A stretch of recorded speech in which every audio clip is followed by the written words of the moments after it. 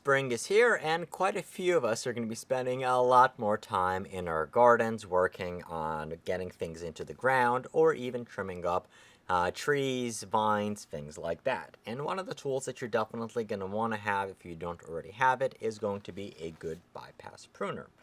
And if you want a solid, almost do anything type of bypass pruner, take a look at this one. This is the Fiskars, and I think they don't actually have, it's the Ultrablade model, but the actual model number is 9278.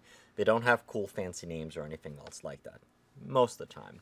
So what's going to separate this one apart from a lot of the cheaper Fiskars bypass pruners is that it's forged construction, nice, solid bypass pruners. So what is a bypass pruner?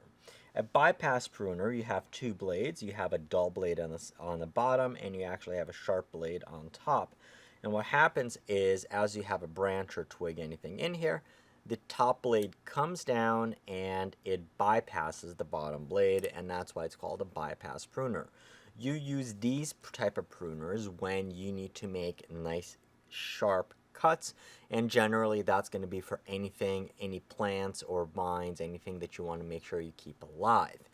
Now you can get more leverage from a second type of pruner, which are called anvil pruners. However, these are generally going to be for dead branches, things like that. And the reason why is you have a sharp blade going and biting into the channel on the bottom that's going to be dull. So because it's wider, it's going to end up crushing things. So unless you want to crush or like some stems on roses or things like that, most everything else that you're going to want to use it on is going to be a bypass pruner, and that's the majority of the items.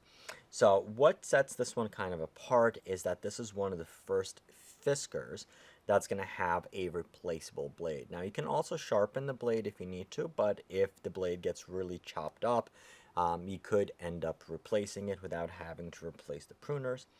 You have an Allen key on here, and you have a locking nut on here. Unscrew them, and you'll be able to get to it. So you do have nice rubberized grips on here, so you'll be able to get a nice good grip.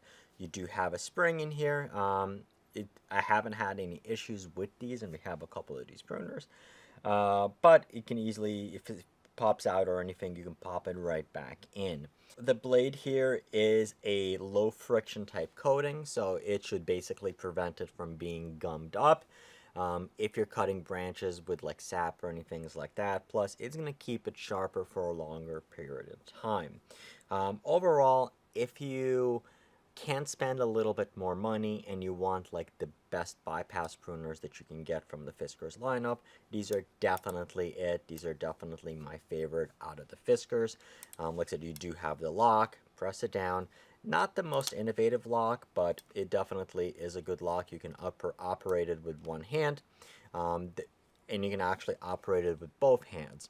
There are some, I'll probably say, that have a lock on top, and that might be a little bit safer, but this is definitely very, very usable. And even with smaller to medium-sized hands, you can get a very nice grip on here, and these will cut up to 1 inch. So these are the Fiskars 9278, and like other Fiskars products, they do come with a full lifetime warranty. So if you do have any issues, contact the company and they will make it right.